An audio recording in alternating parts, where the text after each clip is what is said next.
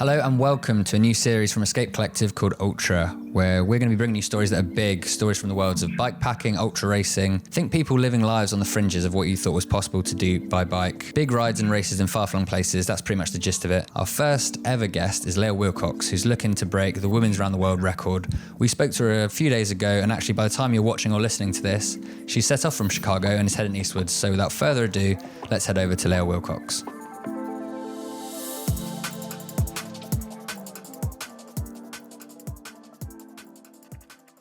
Who are you, Lael Wilcox? Yeah, my name's Lael Wilcox, and I'm a bikepacker professionally, and that's just amazing.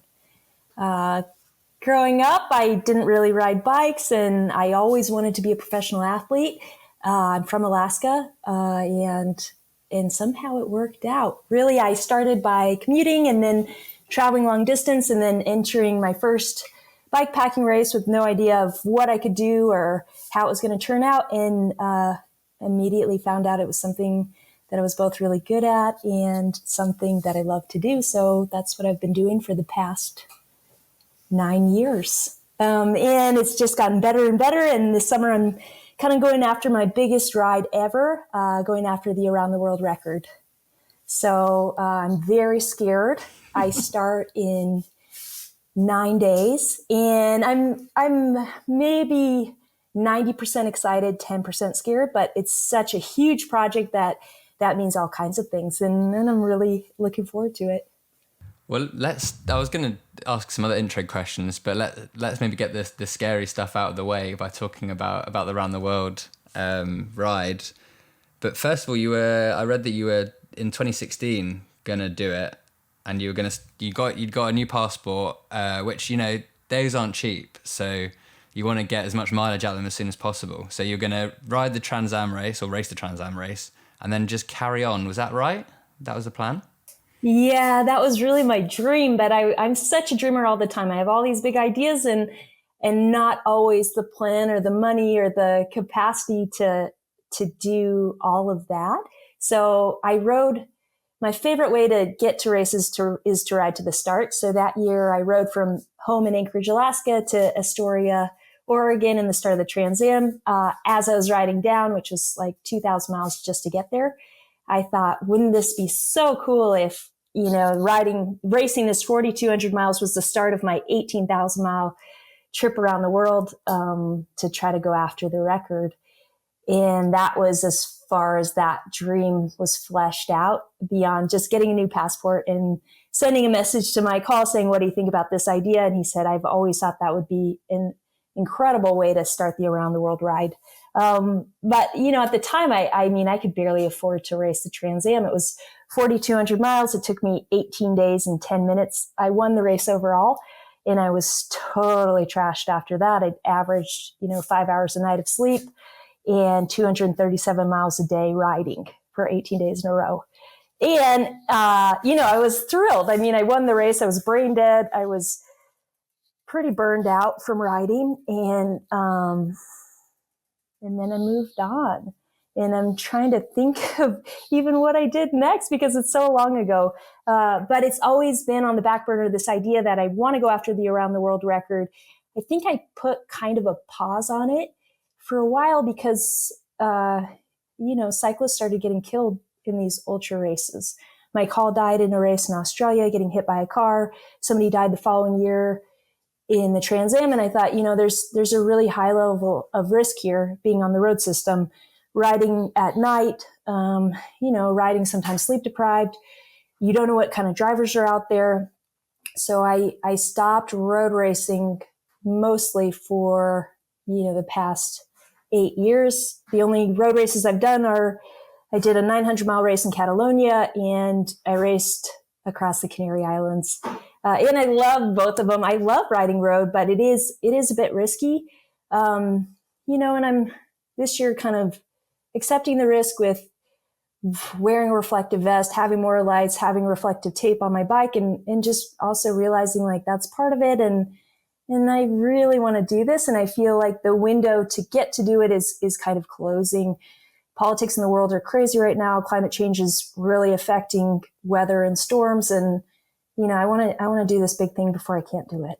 Other ultra athletes ultra riders I've spoken to have put their around the world attempts on hold because of things like borders and Russia and things like that. I mean, if you could explain to us your route, like how that's going to work, I think that would be interesting, because like a few years ago, it would just be a simple thing of like, oh, just ride around the world. But now suddenly it seems to have gotten more complicated. Totally. So basically, I think outlining the rules for the record might help clarify this.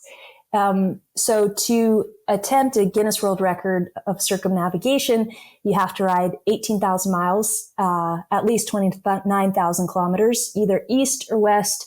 You have to ride across two opposite sides of the globe. So for me, that's Madrid, Spain, and Wellington, New Zealand. You can't zigzag back and forth, and you have to take commercial travel between the places. You also have to try to ride the same bike for the whole thing. If it catastrophically breaks, you can replace it. You can rebuild it with new parts, but the idea is to stay on the same frame. And so for me, I'm like, in this current climate, where can I ride? And I mean, where can you ride versus where you are welcomed are two different things. Technically I might be able to get permission to ride across Russia, but I really don't think it's a good idea. Same goes with the Middle East. And then it's like countries or continents that are parallel to one another. It's you choose one or the other. So I'm riding across Europe instead of Africa. I'm riding across the US instead of South America. So my route starts in Chicago. Chicago to New York is the first stretch. And then I fly to Porto, Portugal, and I ride through Europe. So Portugal, Spain, France, Belgium, the Netherlands, Germany, across the Alps, the Balkans, down to Bulgaria, across Turkey to Georgia. From there, I'm flying to Perth, Australia, riding something like 4,500 miles from Perth to Brisbane. Up New Zealand, fly up to Alaska, where I'm from, ride up to the top of the World Highway, crossing into Canada, down Northwest Canada to Vancouver, down the west coast of the US, and then up the Route 66 to reconnect. Wow. And that gets me the goal mileage, and not the fastest route because I'm going through the mountains, but that's the kind of riding I like to do. So it's going to be a little bit harder, but much more beautiful. Amazing. Wow. I mean, I already feel a bit tired just hearing the this location, but it sounds amazing. I mean, you speak of riding on one bike. People out there will be excited to hear, as well as like the things you'll see, what you'll be riding. What is there different gear that you're using? Yeah, so I'm riding a Specialized Rugile, set up with the new SRAM Red Access group set. I've got aero bars on it, mostly for comfort, and then my bag system works with the aero bars, so it's kind of this harness sling with a dry bag with my sleep kit, seat pack, a little snack bag. I'm navigating with the Wahoo Roam. I've got a quad lock for my phone, so I can make kind of do logistics on the bike. It's really a control center. I've got Dynamo Hub, so I have consistent lighting, which is always a challenging thing with endurance riding, because you just don't get to charge your stuff enough. I'll be carrying a power bank to charge my electronics daily, and then I'll do a mix of camping and staying in hotels for sleeping. Along the way, I'll probably eat a lot of sandwiches, and the goal is to finish in 110 days. The current women's record is 124. So I'm trying to take 2 weeks off of it. That's very ambitious, and that's kind of what I like to do. And I guess it gives you that wiggle room in case things go wrong. I mean, how much prep can you actually do for something like this? And how different do you think it's going to be to other races you've done? I mean, you could do endless prep, and I don't. I'm not a huge planner. I really wing it on the road, and then we'll just see how that goes. That's how I always race, and it's gone pretty well so far. So why change it? I mean, the thing is, it's like I have really good friends helping me with sections of the route, because that's probably the most daunting aspect of this whole thing. There's no set route, so you have to make it yourself. And riding through Europe, there are thousands of old roads. There's so many options. And then, I mean, I'm pretty realistic about this. It's not going to be the most perfect route, but really the priority for me is that it's safe. And if it can be beautiful and interesting in addition, that's positive. So I have a few friends working on European section, and they've put hundreds of hours into this. And I have hardly looked at it. So it's going to be like a surprise for me because I've been too busy to kind of sit in front of the computer. So it should just be really fun. And are you doing this self-supported, supported? The rules about that are that you can do either, right? Yeah, so there's no difference in the record. So no matter what you do, there's just one record. So really, I mean, I'm taking care of my own needs. I've got, sleep kit. I'll make my own plans on the bike. I'll find my own food, but I'm not calling it self-supported because my wife will be there to take photos and video. And we've run into conflict in the past about that, whether that is considered support or not. And honestly, I just want to do the ride. I really don't care. Yeah, fair enough. Completely agree. It's tricky because obviously you seem like someone, I'm not going to assume, that really enjoys the journey part of it, like when you ride to the start lines and stuff like that. But then at the same time, you're racing and trying to do something that's very much performance orientated by trying to beat the record. Does that come up against each other often, or is there like a happy medium that you found where you can enjoy it while trying to go like what is insanely fast to like a normal person? Yeah, I think my balance is that I just do both every year. Okay. So, I have a portion of my life that's dedicated to performance, and then another portion that's dedicated to open-ended adventures or organizing events to get more women and girls on bikes. I think I'm just busy. I think in the end, I just end up having 3 jobs. And that kind of in a way works because if I only focus on performance, I think it'd become kind of hollow over time. It's like, yeah, I know I can ride, 240 miles a day for 3 weeks. And then after some time, it just becomes less exciting. It's like, okay, yeah, this is my job. This is what I can do. I can do it sleep deprived. I can do it in any weather. I mean, there's always beauty out there, and there are always like new things I see and riding through storms and meeting new people. But if it's only like a selfish pursuit, it just doesn't excite me as much. Whereas if I, organize women's rallies, then I see them kind of taking on new challenges that they don't think they're capable of. And then they do, and it changes the whole trajectory of their lives.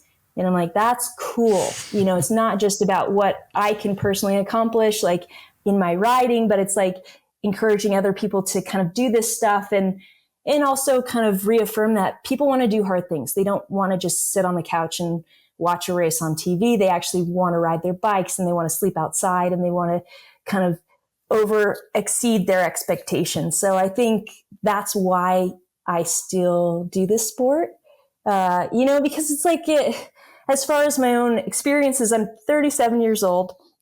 I've been like attacking this for, since 2008. It's like, why would I keep doing this when it's so hard and it requires so much sacrifice?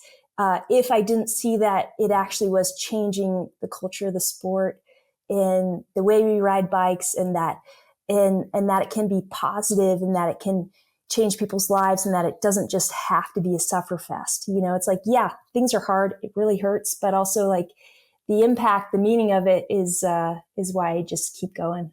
On your website, there's a great sort of timeline where you can follow the whole journey. Like 2008 to 2014, you'd work half the year in restaurants and bike shops, the other half of the year traveling, no car, no like permanent residence, no smartphone, which I think people will gasp, but simpler times.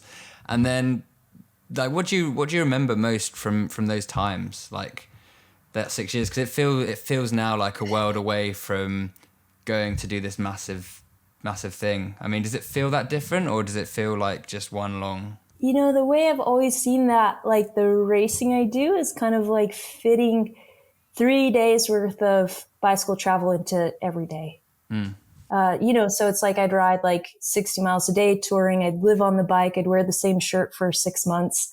And I'd live really, really cheaply. So no outside expenses. I was paying off student loans. But beyond that, it's like I didn't have anything, except one 8-speed bike in the clothing I was wearing. And then I'd have to buy food along the way and camp for free. So, if I made like $12,000 in a year, that was a really big year for me. And I lived off that, even paying off my debt.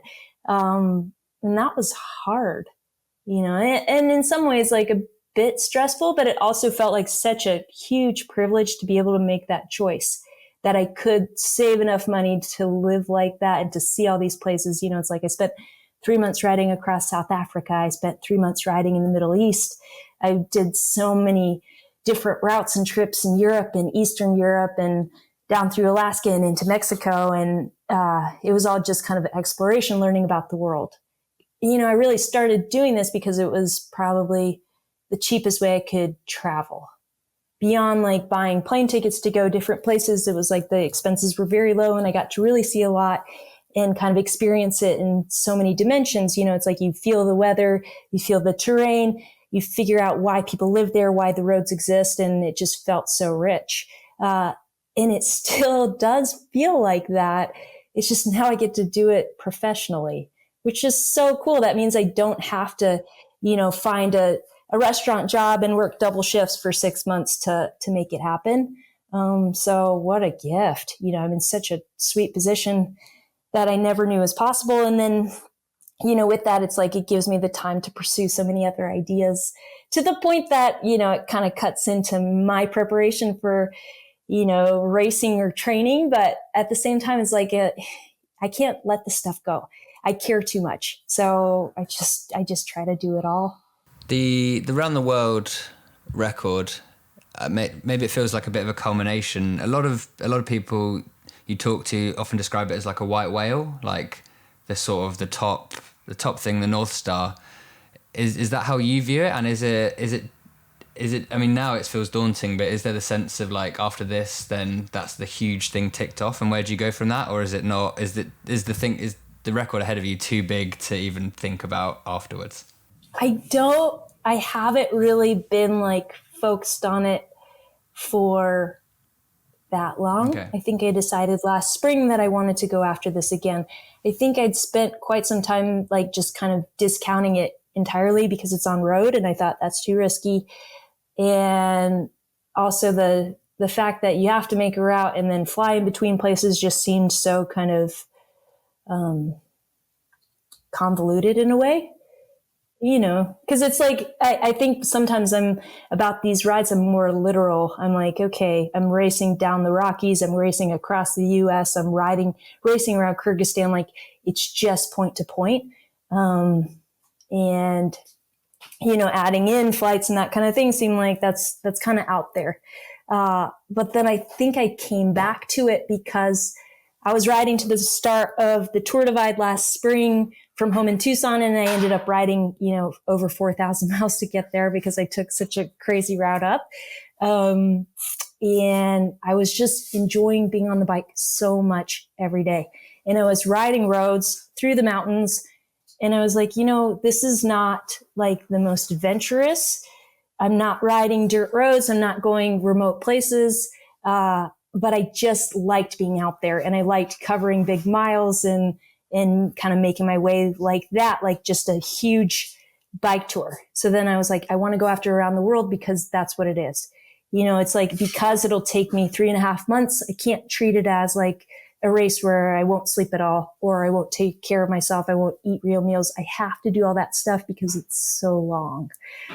So then I'm like, okay, that's what I want to do. It's going to be really hard, but it's also going to be really rich because I'll sleep more. So I'll be a little bit more present as I do it. And I'll be traveling to countries that I've never been to. I'll be revisiting some friends that are really dear. And, I've never ridden in Australia or New Zealand. That's all new. And, yeah, I'm going to do it pretty fast. Like both those countries probably be through all of that in a month. But it'll at least give me like a first taste of what it's like there and what I might want to come back for. So it's kind of like this, big tour, big speed tour through, and then I get to look around and see and then have ideas for the future of where I want to return. So, I mean, and honestly, at this point, it's like this stuff is pretty expensive. Even racing across the US is pretty expensive. Even if I'm sleeping in a bivvy in the grass, I still have to buy like $80 worth of food a day, and not work and not do other things. And like the equipment's expensive. It's like, how many new chains am I going to need for 18,000 miles? Probably 9. It's a lot. So it's like, at this point, I'm in a position where I get to do it. I get some support as far as equipment and a budget to be able to do something this grand. And I'm so grateful for that. It's so cool that I get the shot. So I think I better take it, I love it how, someone's an ultra racer when they can already do the mental math very quickly of how many chains they're going to need for a race. And then brake pads and tires and derailleur pulleys and whatever. There's so much bar tape. It's wild to think about like how everything's going to break down, and then I won't know when it's going to break down, but I just have to kind of like go into it with like, well, when it does, I'll just deal with it. That's another tough element. That's another thing that, I've had these periods through the year where it's like different things wake me up at night. I think in January, I would just wake up with like thinking about gear problems in the night, and now I'm more on to like waking up about the route. There's flooding in Australia, stuff like that. I'm like, that is so far out. But then in the same way, it's like, I'll probably be in Australia in July, so it's like not that far out. It's just a lot of miles away. What do you do to keep yourself entertained? Because like a lot of people have like playlists, audiobooks, they'll like call friends and family and just catch up because they've got the time. But this isn't just like a 5-day or week-long race. This is 3.5 months. So is your phone right now downloading playlists on like whichever streaming app? I wish. No? You have some recommendations? Well, not for 3 months. For even a week, for even a day. Like, I feel like I've been going at this for so long. I've listened to a lot of books and a lot of really great ones. It's like listening to Lonesome Dove or East of Eden, or I listen to Shogun. I look for like epics sometimes because they're so long. I'm like, oh, if a book's like an audiobook's longer than 40 hours, that's great because that'll take me a couple days at least. So it's like, I love books, and yeah, I've been listening to a bit more podcasts, listen to music. Music's such an upper. But this trip, I'm inviting people to come ride with me, and it's like an open invite, and I'm on the road system. I'm passing through communities. So I think I'll have a lot of company. Okay. So that should be really cool, cause it's like whenever I do race, people come out and they like bring their kids and they make signs, and it's so cool. And it's so unexpected. I don't know where they're going to be. I don't plan any of this in advance. It's just like they can come if they want to. And I feel like that's something where it's like, if they ride a mile with me, that's great. It's like they're part of my trip, and maybe they'll imagine, a trip they could do themselves. So I don't think I'm going to get bored. I think I'm going to be really, really busy out there. I'm recording a daily podcast. So that's 10 to 20 minutes every day just to recap the day. That'll also be, a way to kind of verify my ride. I'll state my start and end points, my daily distance, and then just share a story from the road. I also have to fill out a daily log that includes like a start photo, an end photo, distance covered. I have to get a witness to sign off on that every day. I've got a lot of work to do out there besides just riding 170 miles a day. So I think that's going to take a lot of brain space too. And I have to take care of all my needs, finding food, finding water, making sure my bike's in working condition, making sure my body's in working condition. It's like, I don't think there'll be a lot of extra time. Jeez.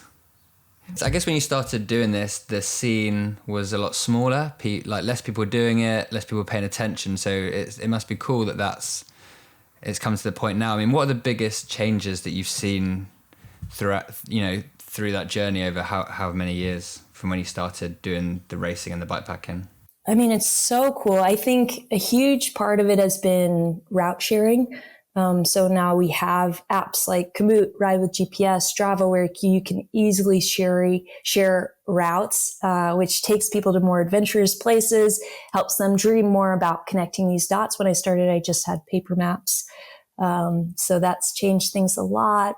Also with social media, with YouTube, people have more access to seeing these kinds of things.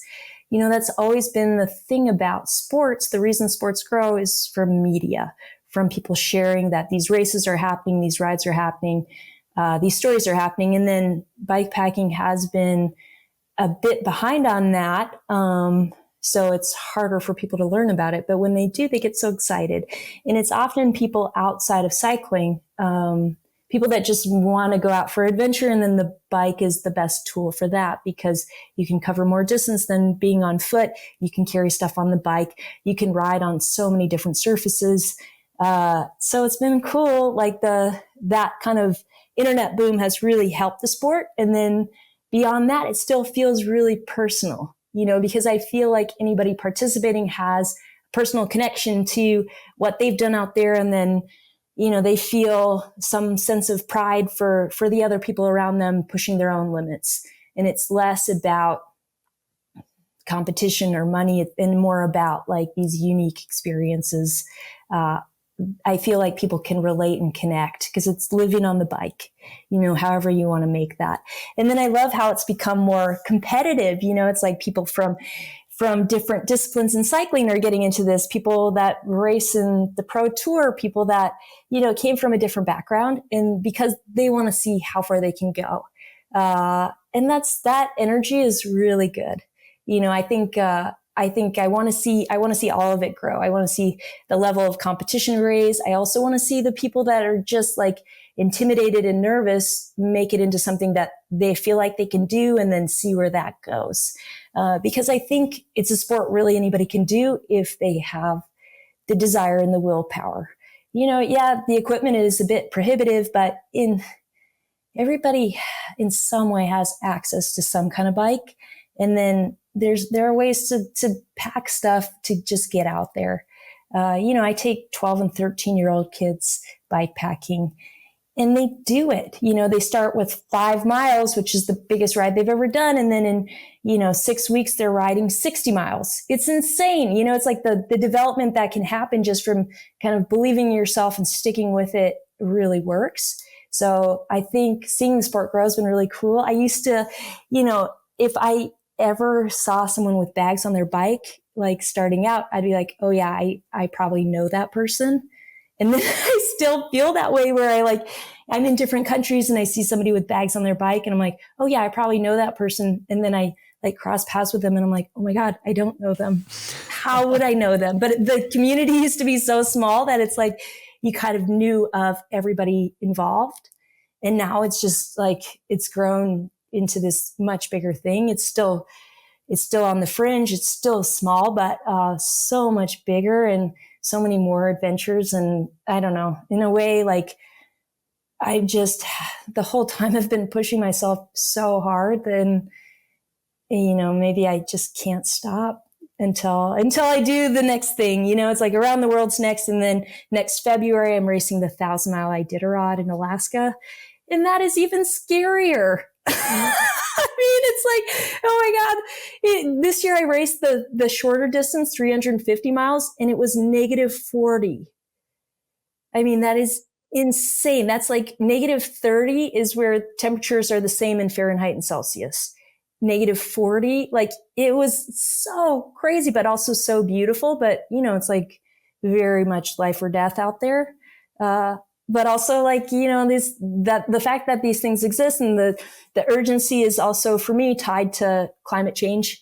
Like, yeah, there might not be snow in 5 years up there and it might not freeze hard enough for us to travel these places. And I just want to be able to try. So I'm definitely pushing myself pretty hard.